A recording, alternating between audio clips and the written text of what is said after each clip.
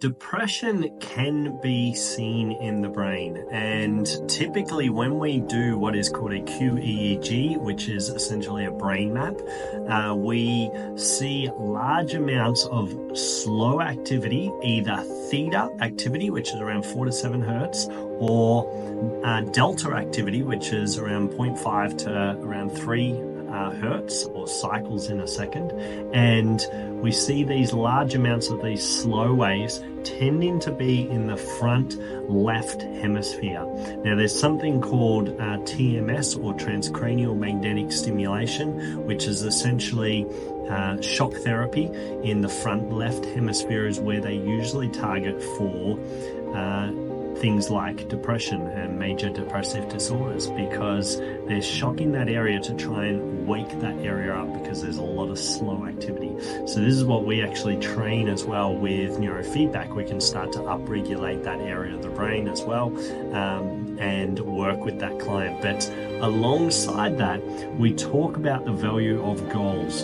And so often when we're in those lower emotional states, we can't allow our thoughts to go to a brighter future.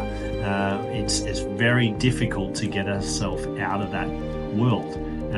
So this is where a technique that we run through with all of our clients, called the 4 to Restore, is so powerful, because it allows areas, especially the default mode network, which is heightened in things like anxiety and depressive disorders.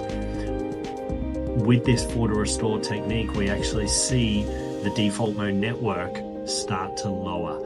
And we've got other videos on the default mode network, so I won't go into it too much right now, but it's 4 main areas in the brain.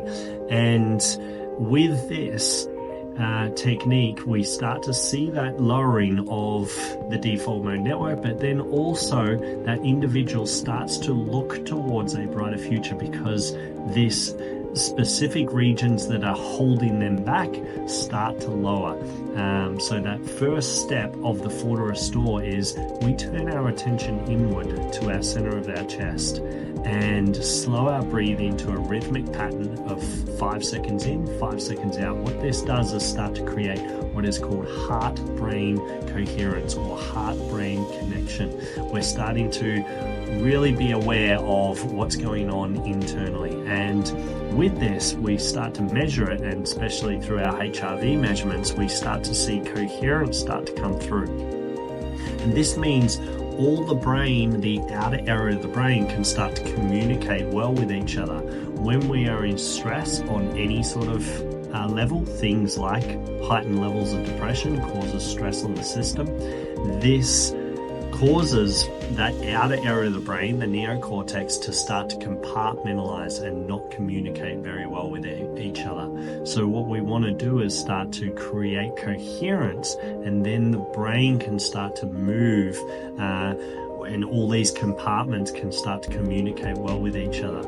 And that first step to the 4 to Restore is starting to do this.